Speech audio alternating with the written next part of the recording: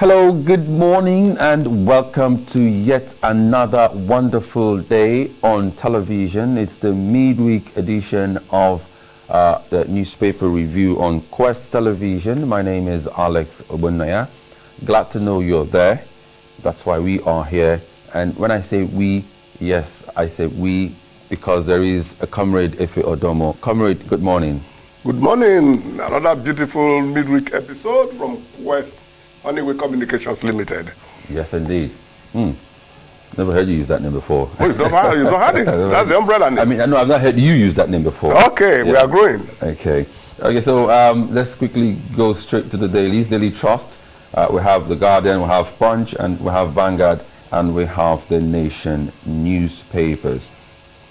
These are the dailies that we are reviewing today on the program. Terrorists abduct scores of female IDPs in Borno.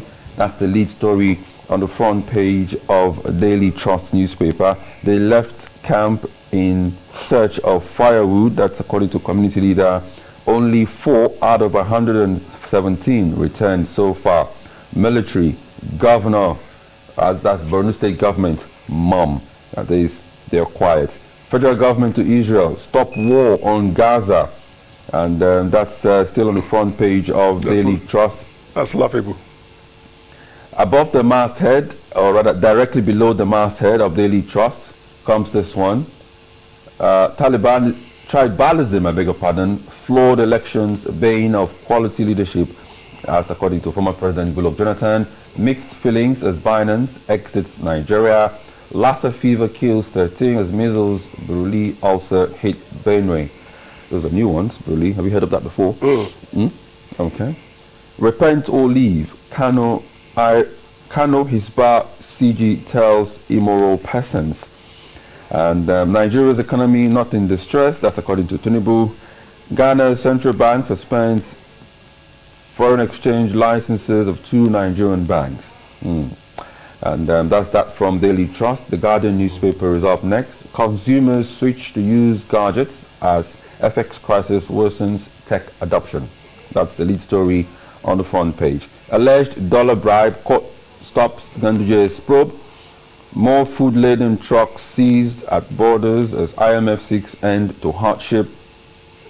FG maintains UAE visa ban on Nigerians subsists. So where did that story come from then? Insider collaboration responsible for over 70% of bank fraud, says EFCC. That's not news. Sharia Council urges federal government to end hunger and insecurity. And okay, that's that from, okay, one last one. Reps uncover fraud in seaport concession, summon ministers. WADA, fresh doping hurdles for Team Nigeria ahead of Olympics. That's a sport-related story. We go straight to the Punch newspaper. Food smuggling. Federal government intercepts 141 grain trucks. Drivers threaten strike over a tax. That's the lead story on the front page of Punch. Customs sees 120 smuggled grain trucks. EFCC intercepts 21. Tinubu orders a sale of forfeited food. Truck owners threatening to stop transporting food over a tax. Say no insurance for looted foodstuffs. Obasanjo unveils new book on leadership at 87th birthday.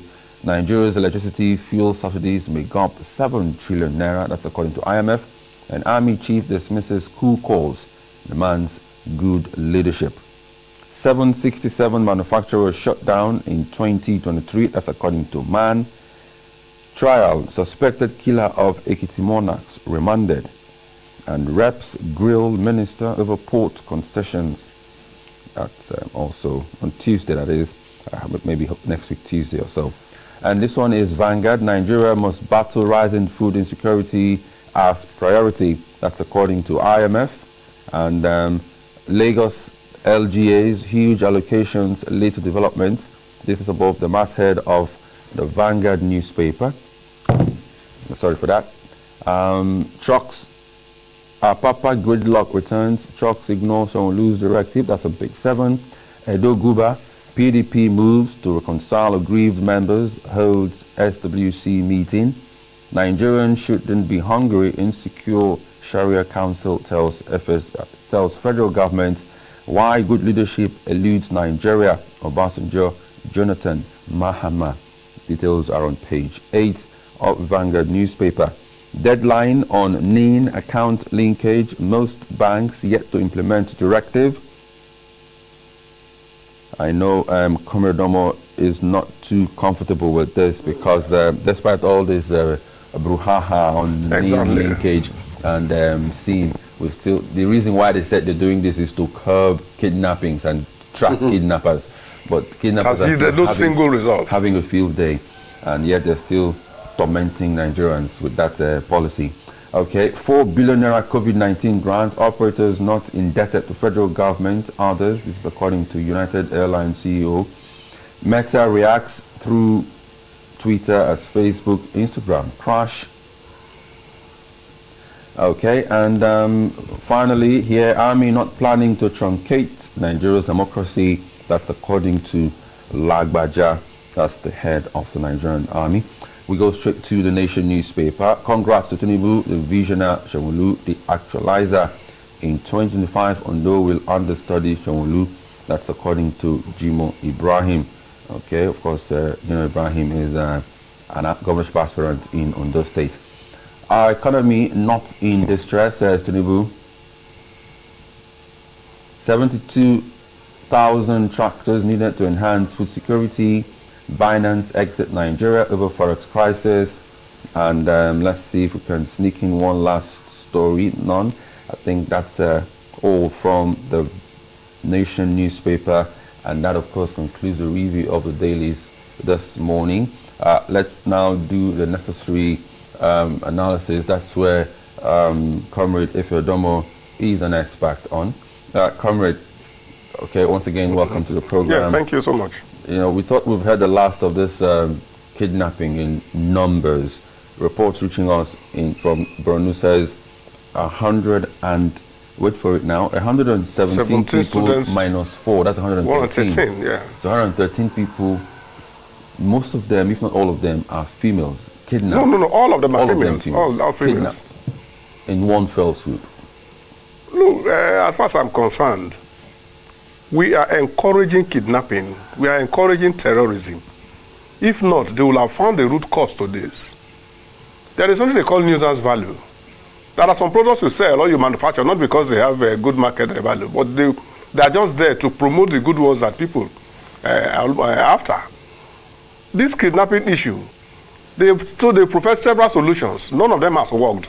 They have procured several equipments to combat them. They have not put anyone into use. The few ones they caught, they are being radicalized and brought back into the society. Some of them are even in the army. Some of them were even sent overseas for training. So is that a bad business? If you are in that business, is it a bad business? That you just wake up in the morning, you decide to kill as many as you can, then one day they will not say, okay, you are forgiven, we have to radicalize you, come back to the society, what do you want to do? I want to travel abroad, you go to abroad. There was one, they even show one time that they took the kidnappers to a 5-star hotel for a lunch. What type of terrorism are you fighting? The other ones, you remember that military officer, Major General, what's that his name again? I will remember his name, Atolagbe or something like that. Yes, Atolagbe. Yes. That he arrested some kidnappers and their sponsors. He paraded them. Then another came from Abuja that they should transfer them to Abuja. The man said no. Yeah. The offense was committed here. We have to try them here. The next thing he got was a dismissal letter from the military. Yeah. And you are telling us that the people who are perpetrating that act should stop. Do you know how much they make by kidnap session? Do you know how much when they talk of 50 million, 100 million and above? Which type of job pays like that? Even does the oil company pay that much? Even the most illicit business, which is the drugs, do they pay as much? You sit in your house and you are making that type of money and you are saying the thing should stop. When you know there is no penalty attached to what you are doing. Is this going to be the last we hear of kidnapping of female students? Even this one happened in an IDP camp. Not that they went to their houses. IDP camp that's supposed to be secured. And moreover too, what were 117 girls doing in a swoop to go and look for firewood? To do what? That beats me too. That's to do what? If there is nothing like an arrangement somewhere. Look, when things start happening like this, people start talking. When you put somebody on an inquiry, like the auditors will say, you put an auditor on an inquiry, he probes to the bottom. Otherwise, he wouldn't have time to start doing all that. But these two, the kidnappers were guilty. Also, the girls that left in that quantum are also guilty. You don't blame a termite for eating a yam. Blame the yam for growing out of the soil. Because if it did not grow out, the termite will not see it to eat. Both of them are on the same page. Those four that came back, how were they able to escape? How did they know? How did the kidnappers know that the 117 girls will be coming that way at that very point in time? I think that's why it beats me. 117 people going out to fetch firewood. The same time. Are they trading on wood? Or probably maybe the story was over-exaggerated. It could be they stormed the camp, picked them and then picked. It couldn't have been over-exaggerated. Somebody wrote that story. Fetch firewood. If you write this type of story, you must have investigated well. You don't write to the winds. For somebody to have said they went to fetch firewood, it is what they wrote to us that we will believe. Statements of two types, either addressed to the eyes or addressed to the ears. Addressed to the ears is slander. I can tell you, come, are you stupid? I will deny it tomorrow. No evidence. But if it is addressed to the eyes, which means it is written down, I cannot deny. They will show me my evidence, but see what you have done. They say black and white. As far as this one is in black and white and it has circulated all over, we have to believe that that was exactly what happened until somebody comes to refute it. And that is the way I think it should be. Okay, that is the way you think it should be. Let's move on. We have former President Goodluck Jonathan has been speaking. This is also from the front page of Daily Trust newspaper. He said tribalism flawed elections, bane of quality leadership in Nigeria. Perfectly correct. Perfectly correct. This administration, prior to the general elections, all my friends, I was born in the West, I grew up in the West, I did everything in the West. They didn't want to hear anything outside bad. And I even asked one of them, this man you are talking about, do you even know him? Have you seen him any day? I say, he used one language for me, say, it's our son, let him do it. And it's not peculiar to only him. I'm only using this as an example. Just because somebody is from your place. Nigerians, we prefer a bad leader or terrible leader. Terrible, I think terrible is worse than bad. We prefer a terrible leader from our area than the best leader from another area. And it's a big problem. Until we learn to divorce ourselves from tribalism, we will go nowhere. It is not only in this section. The only election that has cut across board in Nigeria, I don't think there are more than two. That was the election of MK Abiola. That everybody said, yes, this is what we must do. And Abiola never won that election because of 93 votes alone. Abiola started winning that election right from when he became a businessman. There was no part of the country Abiola never touched. He went to Mambila, he established expanse of rice farm, free of charge to be harvested. Several places he has touched life.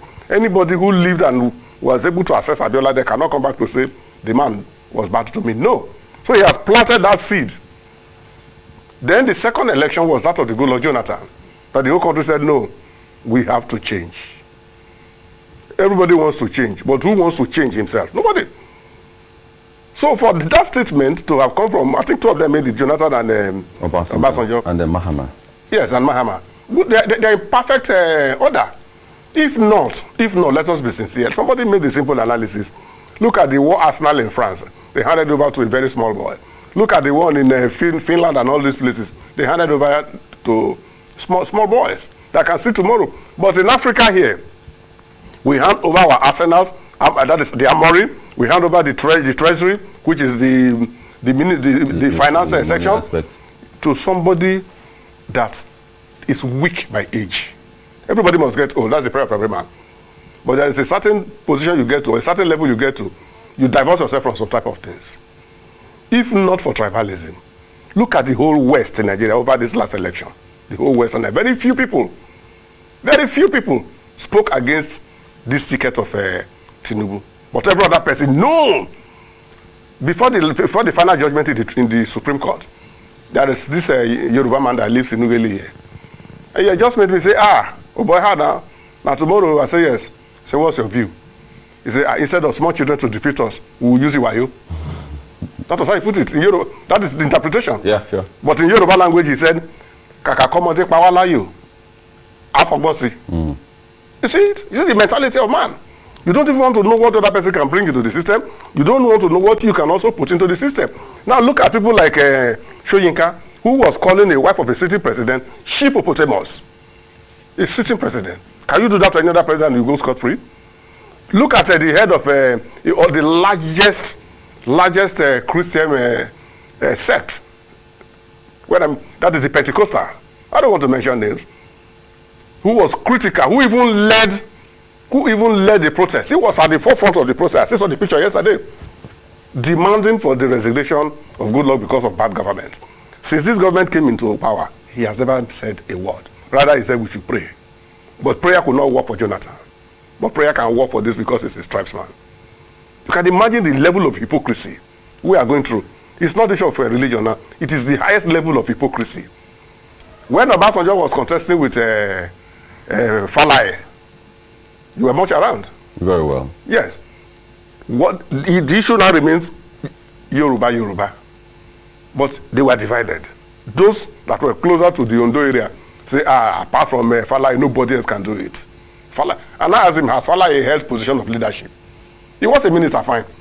He was a secretary to the state government, fine. But has he held position of leadership? Obasanjo has been a head of state. He has been to UN, he has been to everywhere. Don't you think he has a better? He said, no, he cannot measure up with Falai because the man is connected with that axis in Ondo. So what they have said is just to tell us exactly the truth of what is happening. Tribalism is a major problem. We now even started hearing different languages. This person married from our area, we should work for him. Is that a credential? Is that a credential? Give somebody what you think he can do, not what you assume he should do. I'm not surprised about what is happening in this government. It is only those who place 500% trust on it that are disappointed. But I am never disappointed because I knew quite well that is it nothing good comes from Nazareth, or did they say we are getting what we expected and we should soldier on with it until Jesus will come and say bye-bye to Sodom and Gomorrah. Okay, there's the lead story on some of the front pages of the papers is from, okay, let's take this one from Punch.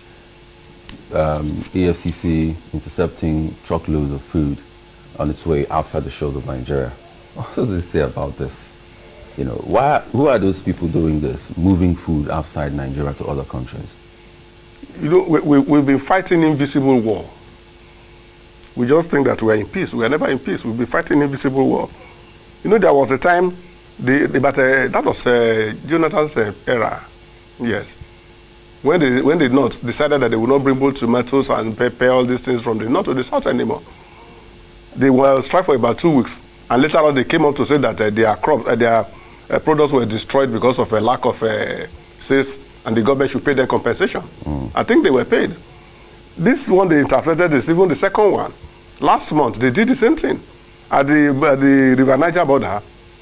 That is to cross to the south. All the truckloads that were intercepted there were returned, and they were taken to Niger and other countries. The few ones that refused to make a U-turn, they were discharged and looted. Did the government say anything? This is an economic sabotage activity they are carrying on there. If you are saying that you take them to the neighboring countries because they are more expensive, are you doing your country good? Why do you think that the egg of one section of the country is a golden one that everybody must share, and the one from the other side is a sacred one that belongs to only you? And we are running the same government that we think, or we say, everybody has equal right to it. We've been having food scarcity. The government has not been able to resolve that. The few ones we have, you are exporting them. EFCC is arrested. Is that job in the first place the job of EFCC? What is the military and then the police doing? The paramilitary, what are they doing? The NSCDC, what are they doing? I was going to ask you that. What business does EFCC? I don't understand. Border patrols. I don't understand. We place round peg in a square hole, and that is why we continue to rig my role. Look at the issue of fine. Or even on your roads now, you have vigilante checking particulars.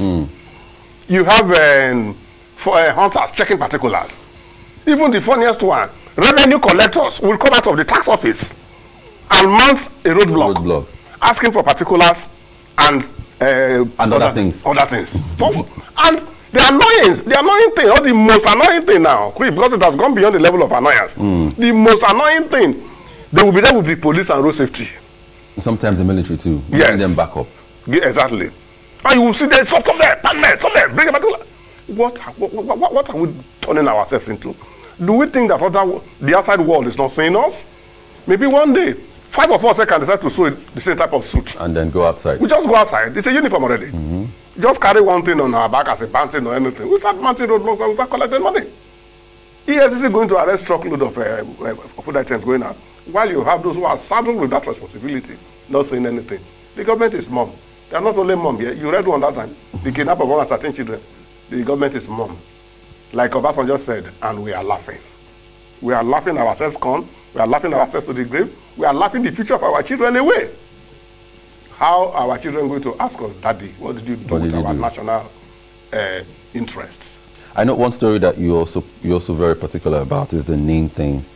The deadline was sometime last month, but there are still calls for the authorities to extend it even further. The Vanguard newspaper has a story, deadline on NIN account linkage, most banks yet to implement directive. What is it about this? Do you even know one funny thing? All the looted money in Nigeria are always traced to the banks. Is it not? Okay. What happens to a criminal and an accomplice? I do not even telling you that the accomplice is more guilty. If you buy a stolen product, are you not going to be prosecuted? The banks that are keeping the money for the looters, what have they done to the banks? What has the government done to the banks? Is there any bank that they arrested the directors, they closed the banks? But every other one that takes 15 naira, 20 naira from the public, you go there and start bury your fang that yes, you are in charge. Whereas those poor people that are actually the criminals, the banks, they're not talking anything, you're not saying anything about them. There is something they do now. They will give you your normal debit for your charges, that is the COT and all this. But go and check your balance. There is always a difference in it. This is just a statement by the wayside. Now, the linkage of the NIN, the other one, the BVN. NIN and BVN. They are the requirements of you to open an account. So how are they saying that the banks have not been able to capture these people? How are they able to open accounts for these people without requesting for those documents?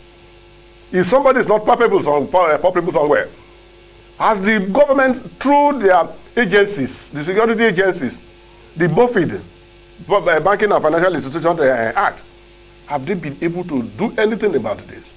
You are flouting the directive of the federal government, which is almost a mutiny. And you are laughing over it that they are extending the period. Why did they allow us to go through that rigor of last time? Many people spent money, spent time, now affecting our GDP. How many people, when you are looking at all this, you don't attach the economic angle from it. You do not attach the government losses on it. Because if 20 people have to go to that center and they spend a whole day, tell me the loss through the wastage period in the national income. Several things that we do with levity.